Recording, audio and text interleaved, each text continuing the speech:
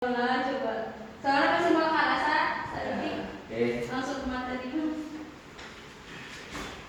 Bismillahirrahmanirrahim. Assalamualaikum warahmatullahi wabarakatuh. Waalaikumsalam warahmatullahi wabarakatuh. Gimana anak-anak? Sehat semuanya? Alhamdulillah sehat. Alhamdulillah. Ini kelas 2 ya? Iya. Kelas 2 A. Iya, Pak. Absennya udah dibikin? Udah. Kalau udah absen nanti sama absensi aja ya, di absen ya. Oke. Jadi Bapak sudah ada, nanti absensi tinggal menghadap ke Bapak. Untuk pembukaan mungkin gak akan banyak, gak akan langsung ke materi. Ada beberapa yang bakal Bapak sampaikan dulu. Di antaranya metode ajar Bapak yang akan Bapak laksanakan ke depannya. Terus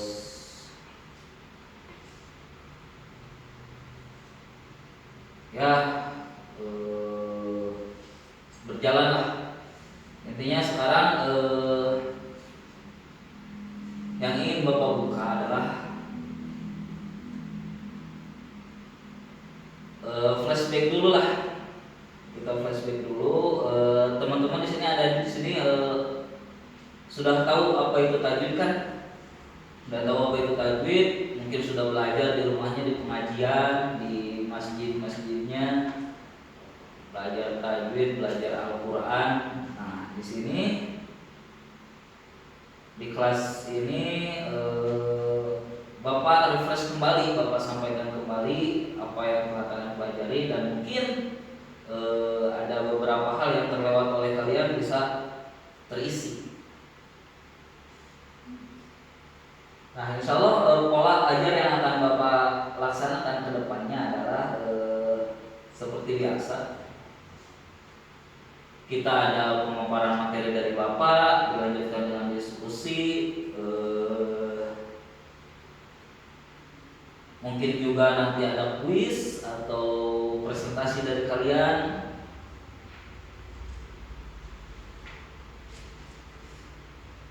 Nah, untuk alat bantu sendiri, alat ajar sendiri yang Bapak siapkan untuk kedepannya, mungkin ada buku, ada video-video juga yang akan Bapak tampilkan, ada contoh-contoh, terutama ya kalau belajar tajwid pasti alat ajarnya ya Al-Quran.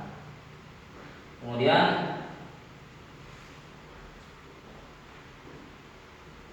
kenapa sih perlu kita belajar tajwid?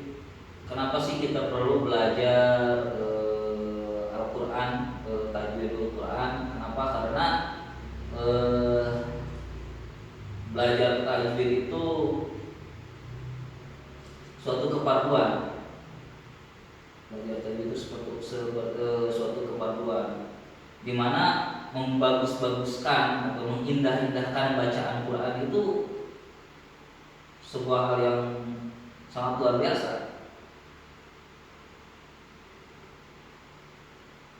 Karena Al-Quran sendiri seperti kalian tahu itu adalah kalam Allah yang dimana banyak keindahan-keindahan tertentu.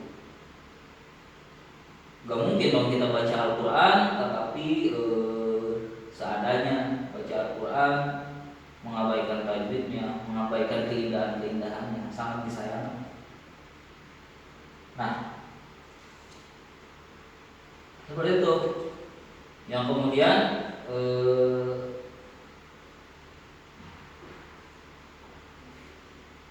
pentingnya belajar tajwidul Quran, ada satu kaidah, wahad mulazimun malam yujawidi.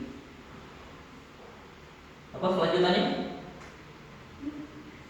Ya, artinya adalah wajib kita belajar Al-Quran. Barang siapa belajar tajwidul Quran, barang siapa yang meninggalkan belajar tajwid Quran, berdosa. Ya, sebab penting sekali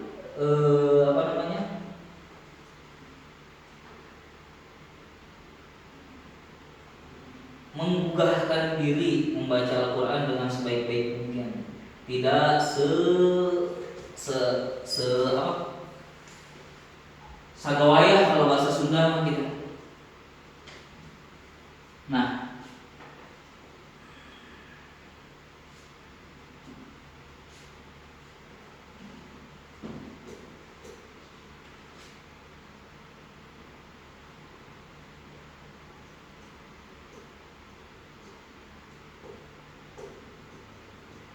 barangkali di sini udah ada yang bisa baca Quran dengan indah mungkin, atau yang pernah jadi qori, pernah ngisi acara atau apa?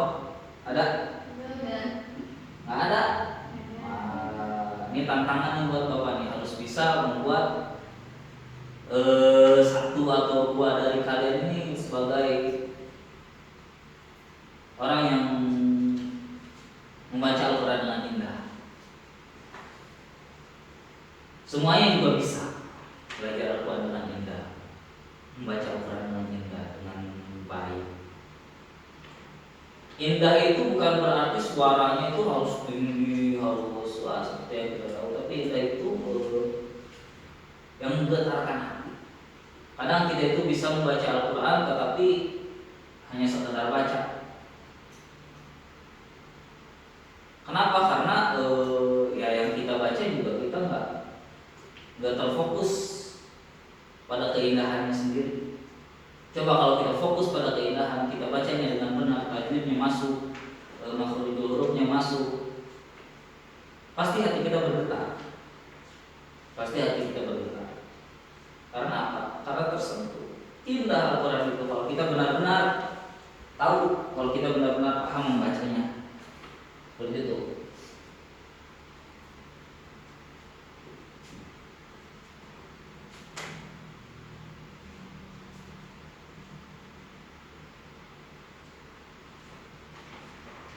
Nah, mungkin di pengajian-pengajian adik-adik dulu yang belajar tajwid itu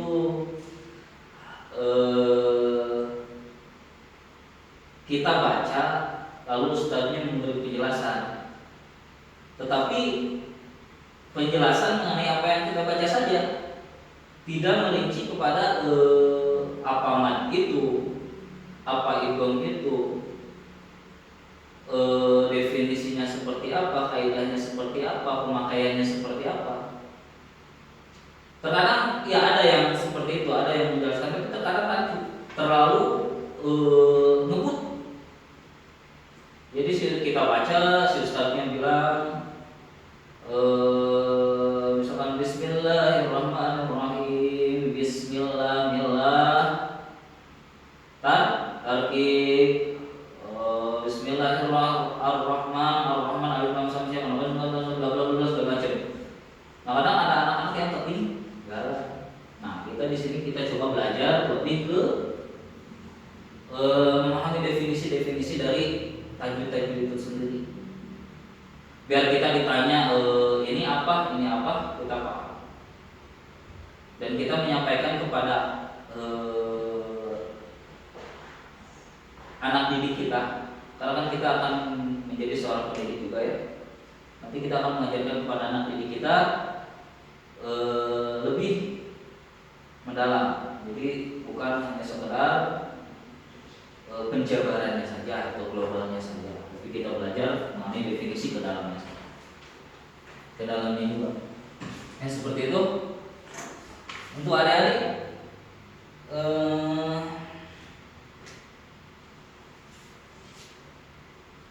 pernah belajar mengenai apa saja tentang tajwid?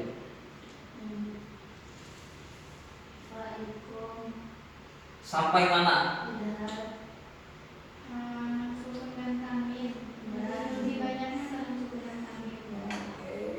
Dan itu pun mungkin hanya sekedar globalnya saja, hanya sekedar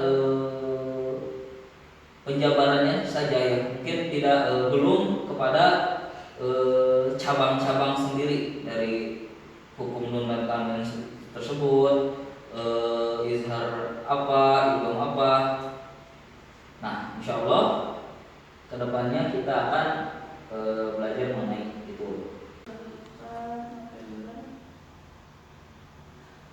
5 menit. Lanjutin yang tadi kan? Ya. Langsungkan penjelasannya. Oke, yuk kita masuk ke penjelasan materi. Yang pertemuan kali ini Bapak jelasin dulu mengenai hukum tajwid paling dasar, yaitu adalah mad. Mad. Nulis mad gimana? Gini ya? Mad. Mad itu apa sih? Mad itu apa?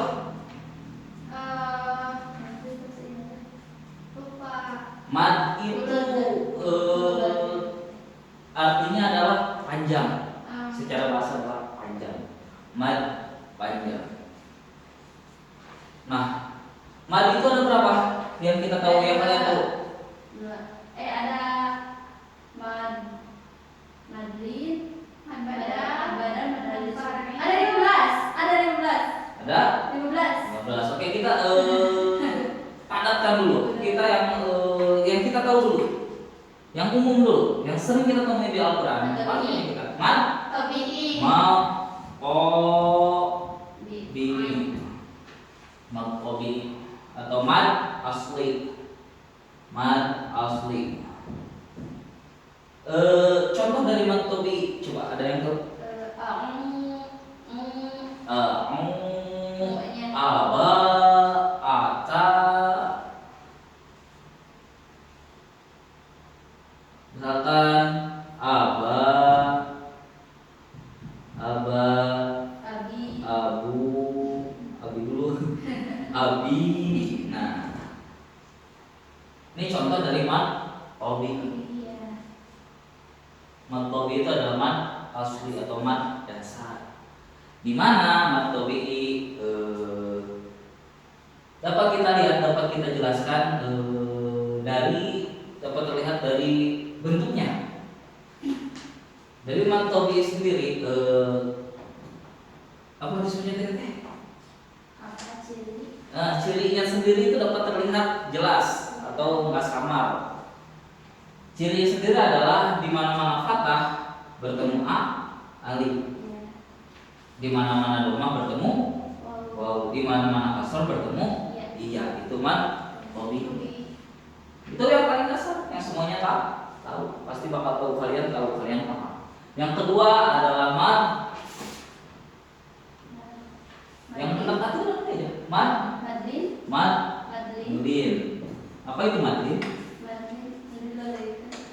Mad itu panjang, lin itu lembut atau leles. Berarti madlin itu panjang jeung leles. Naon kan panjang jeung leles? Madlin. Tadi kamu apa? Nah, contoh dari madlin.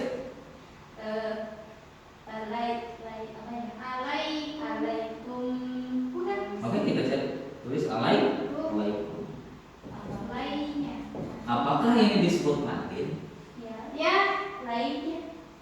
Apakah itu disebut madlin?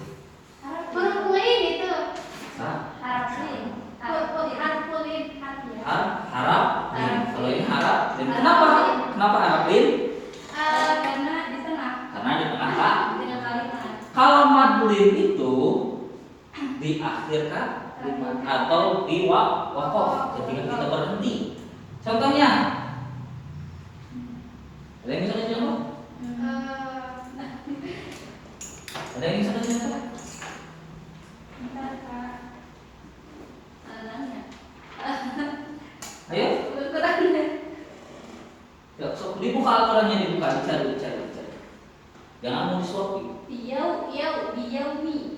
Oh. Biyaumi. Yang kiamat. Iya itu biyaumi. Bukan kiamat. Ya.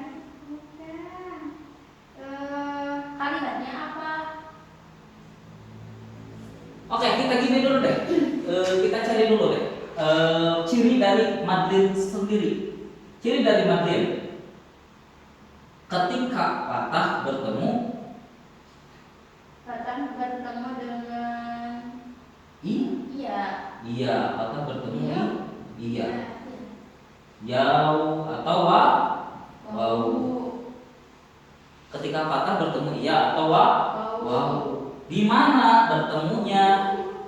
Di akhir kalimat. Di akhir kalimat bertemunya. Kalimat.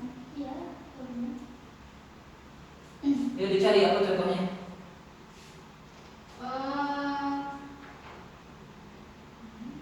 Kalimat itu kan kalau dalam bahasa Arab kata.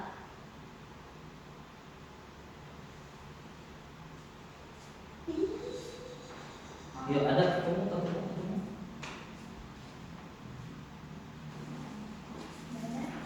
Nggak tahu apa, bingung. Ah, Perbedaan Bapak itu teks memang. sama bahasa Arab. Lupa udah lama. Boy, bukan. Itu juga sama itu sama aja sih itu mah. Apa sih emang bedanya harapin sama mati? Harapin itu dibaca pendek. Oh, Ya terlihat lah mat sendiri kalau ada kata mat berarti panjang. Di akhir kalimat biasanya contohnya lupa. Nah itu ya kita sering temuin di akhir kalimat misalkan baca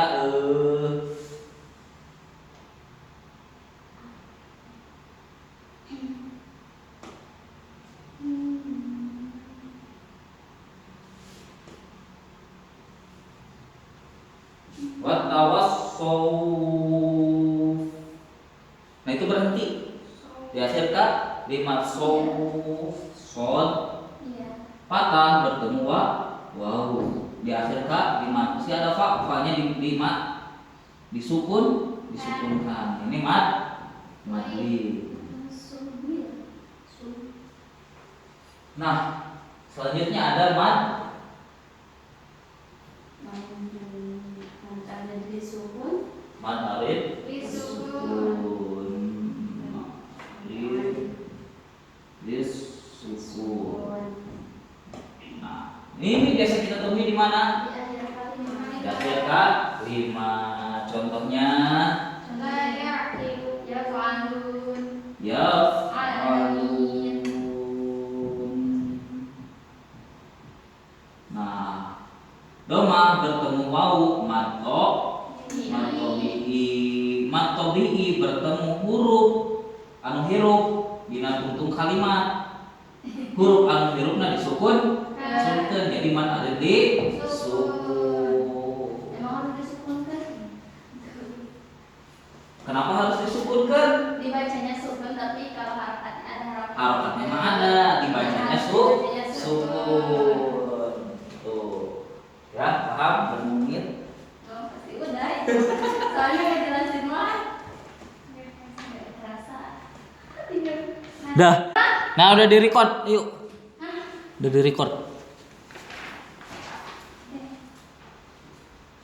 Oke, udah dijelasin kan sedikit.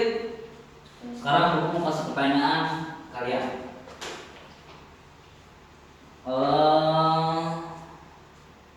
Ayo, seperti yang Bapak jelaskan tadi, apa yang disebut mad? Panjang. Mad adalah Panjang. panjang secara bahasa. Ada berapa mad yang sudah kita pelajari? Tadi ada 3. Ada 3. Apa saja?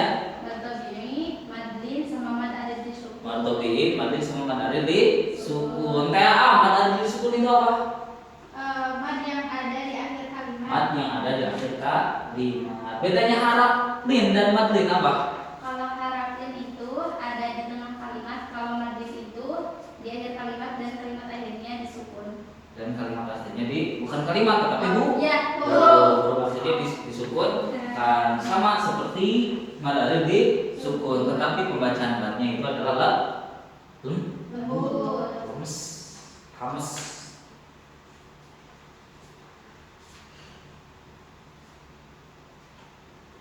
Lalu apa lagi? Coba ciri ciri mad tabi yang kalian tahu. Jadi mad tabi'i ada 3. Hmm? Yang pertama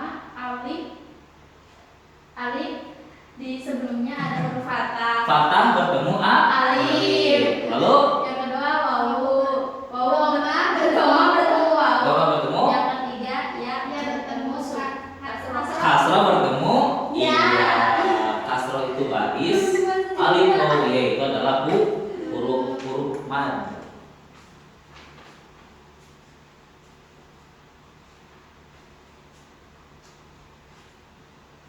Lalu hanya wajib kemudian mau biasa sebelum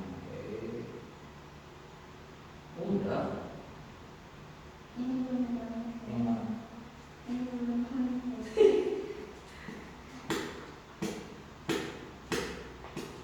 Oke, coba Teh Am dan Teh Ayu diskusi. Cari tadi yang kita belum ketemu contoh Madrid. ya contoh madlin yang tertera dalam Al-Quran. Coba kalian diskusi dan cari. Seperti yang sudah gue jelaskan sendiri, madlin itu adalah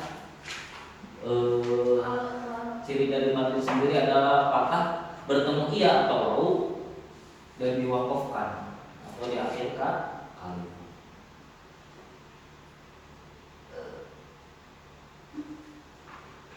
Ya, Bapak beri waktu 2 menit. Ya, min khauf. Min khauf. Oke, ada lagi kayu, silakan cari. Saya sudah ketemu satu.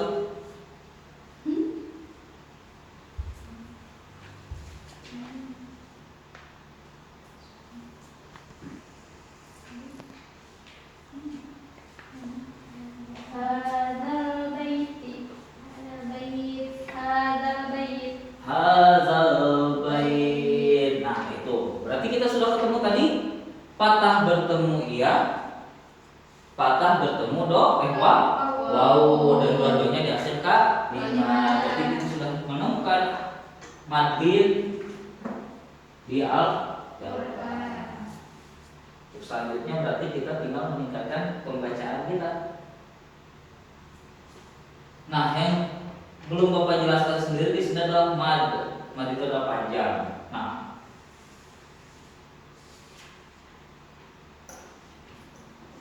kalau disebutkan mad tabi'i untuk panjangnya berapa lama sih, atau durasinya seperti apa sih, atau penghitungannya seperti apa sih? Dua harokat berarti dua ketukan. Coba contohkan dua harokat itu. A, ba, dua harokat. Harkat atau ketukan. Ba, dua. Ba. Madlin sendiri. Min khauf. Dua ketukan sampai min khauf. Harapin. Harapin tidak panjang, tidak mad. Kalau mad arif disukun. Mad arif disukun itu 4, 5, bisa 5. 2 sampai 6 harkat atau 3 alif. Tuh 2. Itu cara menghitung panjang, cara menghitung ketukan mad alif.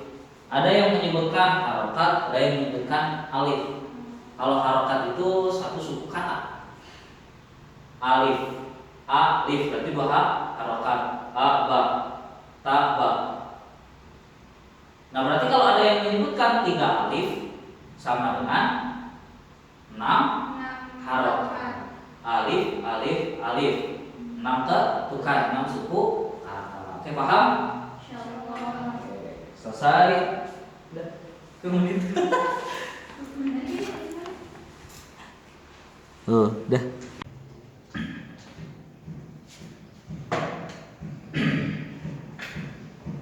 Ya, baik anak-anak. Seperti tadi yang Bapak udah jelaskan kan. Bapak juga udah kasih beberapa pertanyaan tadi mengenai soal ilmu tajwid, hukuman dan wakaf. Barangkali untuk diskusi kelompok, silakan dibuatkan kelompoknya maksimal 5 orang satu kelompok. Nanti silakan kalian diskusi. Diskusikan apa yang telah Bapak sampaikan tadi. Kemudian masing-masing kalian buat beberapa pertanyaan yang mungkin pertanyaan itu akan kalian lemparkan ke kelompok lain. Baik Pak. Baik Pak. Oke, silakan mungkin untuk membentuk kelompoknya Bapak bentuk dari nomor absen aja ya, mungkin dari kelompok pertama absen 1 sampai 5, kelompok yang kedua dari absen 6 sampai 10, kelompok ya ikut seterusnya ya. Iya siap Pak. Ya, silakan diskusikan.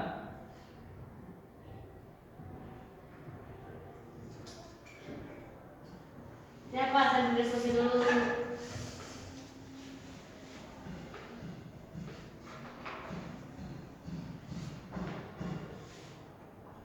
Ya, baik, jika sudah diskusikan, Bapak mau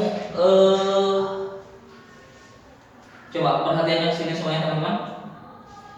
Bapak masuk pertanyaan ke kelompok pertama. Kelompok pertama, seperti yang Bapak sampaikan tadi, man. Yang disebut man itu secara bahasa adalah panjang. Ya. Nah, yang kalian tangkap dari penjelasan Bapak tadi, ada berapakah mad yang sudah Bapak sampaikan? Siapa dulu Pak? Silakan dijawab kelompok pertama. Ada 2. Ada 2. Ada apa saja? Mad tabi'i dan mad ta'i. Mad tabi'i dan mad. Oke, kelompok kedua. Oke. Jelaskan apa itu mad tabi'i. Jadi menurut diskusi kelompok kami, mad tabi'i itu adalah mad asli.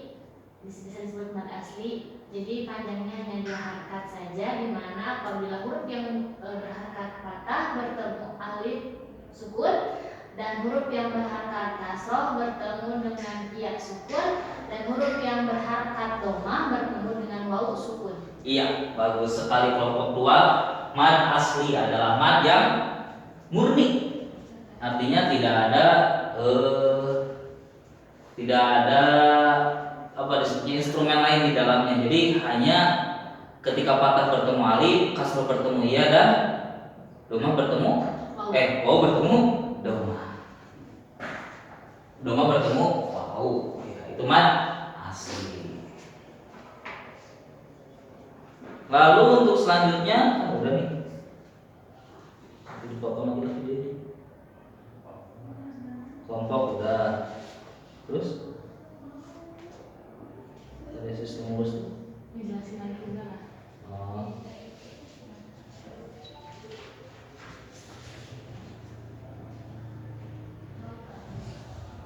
Nah, untuk lebih jelasnya lagi, Bapak udah upload sebagai media pembelajaran buat kalian. Bapak udah upload di YouTube, di TikTok Bapak juga ada. Jadi silahkan kalian buka aja. Sekarang udah canggih, kalian udah pegang HP masing-masing. Oke. Siapa? Di situ ada beberapa banyak penjelasan yang sudah Bapak buat videonya sebagai media pembelajaran. Buat kalian silahkan dibuka. Nah, untuk penguatan, Bapak kuatkan sekali lagi ya. Hukum ilmu tajwid itu adalah fardu. Hukum belajar ilmu tajwid. Hukum belajar ilmu tajwid itu fardu kifayah. Fardu kifayah.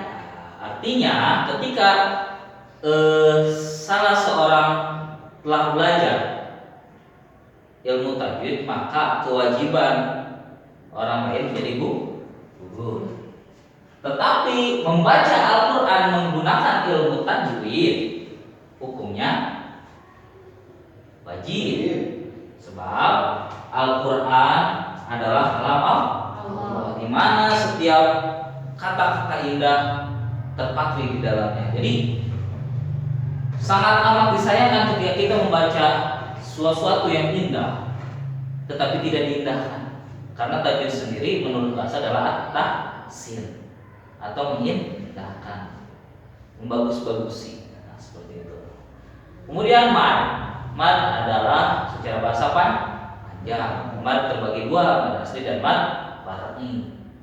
Mad asli itu adalah seperti mad tabi'i, di mana fathah bertemu alif, kasroh bertemu ya, dhamma bertemu wawu. Sementara mad far'i itu banyak. Mad far'i itu adalah mad itu panjang, far'i itu cabang. Jadi madnya itu bercabang-cabang, ada banyak sekali. Contohnya mad aridi sukun, mad jaitun fasil, mad wajib mutasil. Bapak sudah jelaskan, silakan kalian evaluasi kembali. Kalian buka kembali di rumah, kalian paham kembali. Nah, seperti itu. Mungkin untuk minggu berikutnya kita akan mulai praktek ya, praktek penerapan apa yang kita pelajari hari ini, sampai di mana dan seberapa luas penguasaan kalian di materi kali ini. Alhamdulillahirobbilalamin. Mudah-mudahan ilmu yang Bapak sampaikan bermanfaat. Assalamualaikum warahmatullahi wabarakatuh. Waalaikumsalam. Itu